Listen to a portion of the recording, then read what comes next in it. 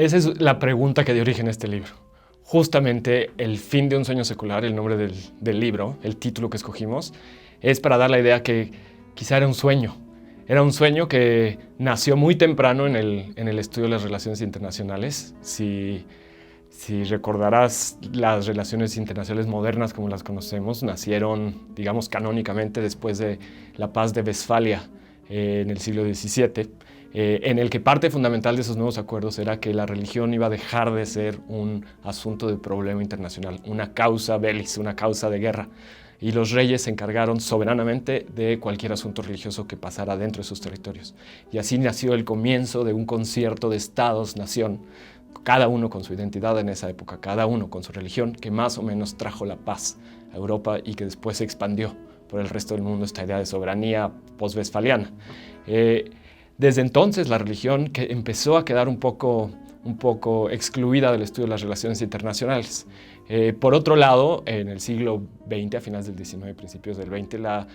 religión comenzó a verse como un fenómeno que iba inevitablemente a desaparecer en un mundo cada vez más industrial, cada vez más racional. Y en el concierto internacional, pues con mucho más razón, porque era un concierto que se mantenía a partir de intereses puros y duros, donde no había espacio para el idealismo, sino para el cinismo. Había mucho menos espacio para la religión ahí, entonces parecía que era inevitable que la religión ya no solo jugaba un papel, el debilitamiento del papado en el siglo XIX, desde Napoleón invadiendo a Roma. Todo esto parecía indicar que la religión no tenía un papel internacional, ya no más, que no se iba a repetir. Sin embargo, a finales del siglo XX, ya a principios del XXI, fueron habiendo una serie de acontecimientos internacionales que nos hicieron pensar que a lo mejor la religión seguía teniendo un papel en las relaciones internacionales. Y no solo pienso en el 11 de septiembre y el islamismo del tipo terrorista que de repente capturó la imaginación de aquellos que pensaban la política exterior, sino también problemas internos que desestabilizaron al mundo, como la revolución en Irán, también como movimientos de liberación, podría decirse, o de pro derechos humanos, como cuando cayó la cortina de hierro y los movimientos de trabajadores de solidaridad en Polonia, o las luchas contra dictaduras latinoamericanas que condujeron las iglesias católicas, por ejemplo, en Chile, en Brasil. Todo esto hizo pensar que quizá había una fuerza detrás que era relevante para las relaciones internacionales, que quizá podía ser una causa que explicara por qué ocurren las cosas como ocurren en el concierto de naciones. Pero no solo creo que fue un asunto de que la religión de repente haya reaparecido. Más bien creo, y en el libro, en la introducción lo explicamos así, que hubo un cambio de enfoque. Cambiamos los lentes de la disciplina con los que se miraba a las relaciones internacionales por unos nuevos que de repente hicieron que se notara lo que siempre ha estado ahí, la religión. Y estos cambios a la disciplina de las relaciones internacionales a los que me refiero, básicamente se pueden resumir en un par de cosas importantes y otra un poco secundaria. La primera es que el Estado dejó de verse como un asunto unitario una vez que empezó a haber relaciones transnacionales entre actores no estatales que se volvieron relevantes para cómo las sociedades interactuaban entre sí. Las religiones, por supuesto, aparecieron como uno de los actores principales de estas redes transnacionales que siempre han existido.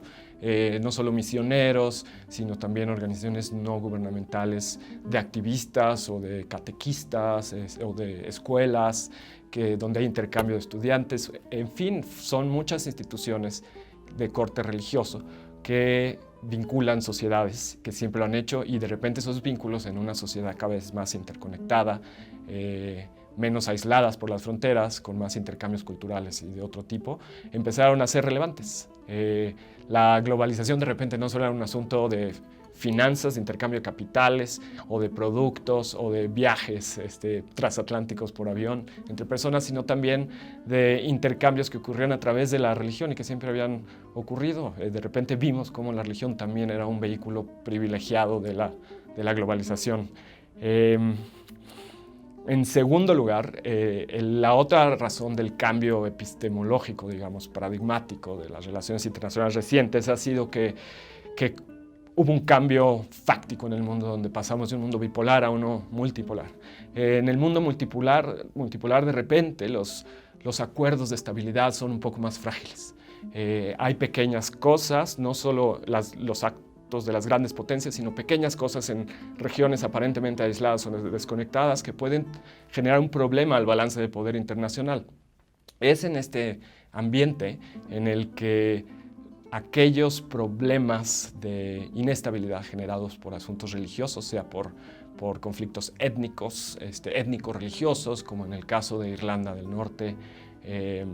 o en el caso de Sri Lanka y la comunidad tamil, en el caso de la violencia entre budistas y musulmanes en Birmania, en Myanmar,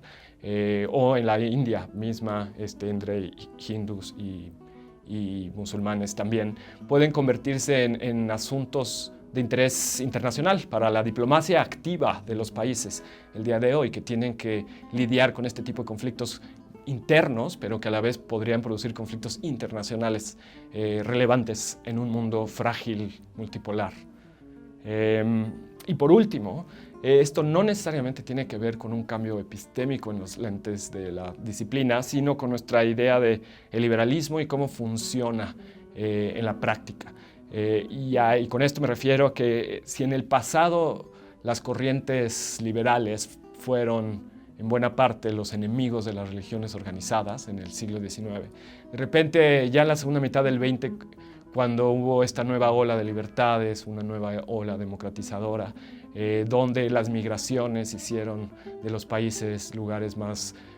multiculturales, de las grandes ciudades lugares más multiculturales, el liberalismo se volvió en su lado tolerante,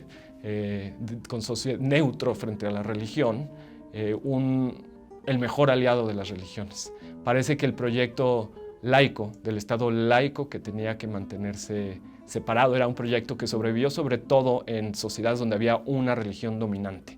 haya sido Turquía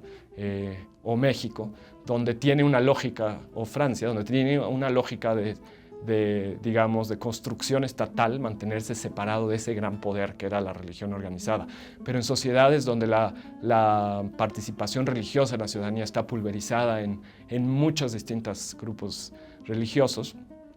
quizá el proyecto laico ya no realmente responde a las necesidades y el liberalismo tolerante se vuelve el mejor aliado de la religión, que empieza a normalizarse en la vida de los países y en términos internacionales también. Eso hizo que también, supongo, perdiéramos un poco de miedo para poder hablar de frente del asunto religioso en las sociedades y en el mundo.